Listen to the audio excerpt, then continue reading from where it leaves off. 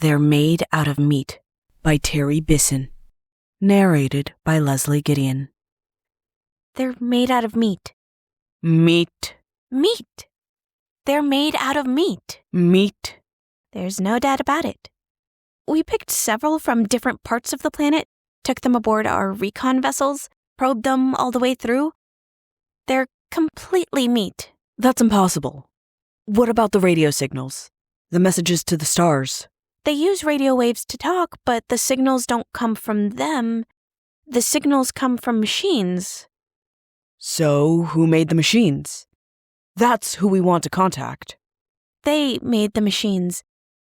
That's what I'm trying to tell you. Meat made the machines. That's ridiculous. How can meat make a machine? You're asking me to believe in sentient meat. I'm not asking you, I'm telling you. These creatures are the only sentient race in the sector, and they're made out of meat. Maybe they're like the Orpholai. You know, a carbon-based intelligence that goes through a meat stage. Nope. They're born meat and they die meat. We studied them for several of their lifespans, which didn't take too long. Do you have any idea of the lifespan of meat? Spare me. Okay, maybe they're only partly meat. You know, like the Weddellai. A meat head with an electron plasma brain inside. Nope. We thought of that, since they do have meat heads like the Weddellai. But I told you, we probed them. They're meat all the way through. No brain? Oh, there is a brain, all right. It's just that the brain is made out of meat. So, what does the thinking? You're not understanding, are you? The brain does the thinking. The meat. Thinking meat. You're asking me to believe in thinking meat. Yes, thinking meat. Conscious meat. Loving meat. Dreaming meat. The meat is the whole deal. Are you getting the picture? Oh my God. You're serious then? They're made out of meat. Finally. Yes, they are indeed made out of meat. And they've been trying to get in touch with us for almost 100 of their years. So what does the meat have in mind? First, it wants to talk to us. Then I imagine it wants to explore the universe, contact other sentients, swap ideas and information, the usual. We're supposed to talk to meat. That's the idea. That's the message they're sending out by radio. Hello? Anyone out there?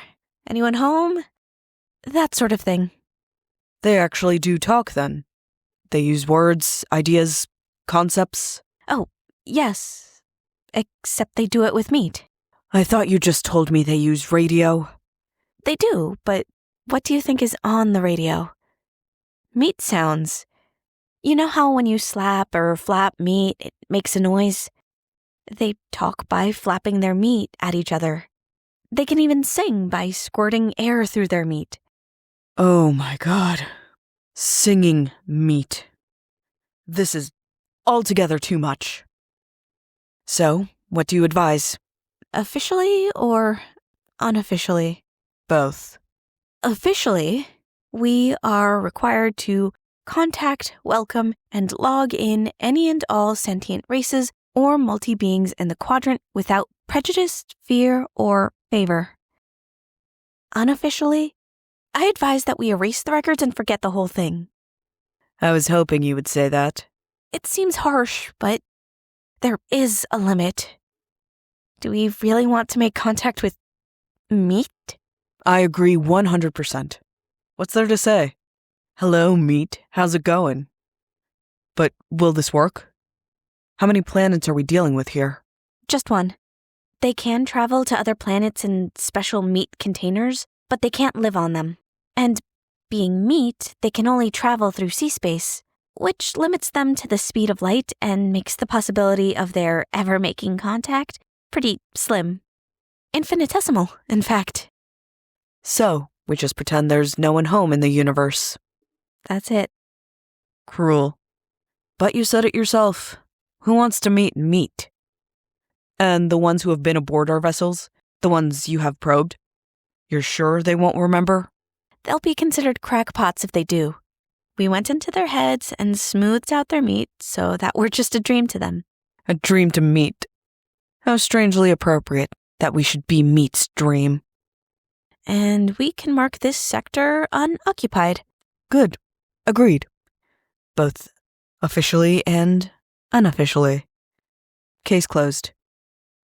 Any others? Anyone interesting on that side of the galaxy? Yes. A rather shy but sweet hydrogen core cluster intelligence in a Class 9 star in G445 zone. Was in contact 2 galactic rotations ago, wants to be friendly again. They always come around. And why not? Imagine how unutterably cold the universe would be if one were all alone.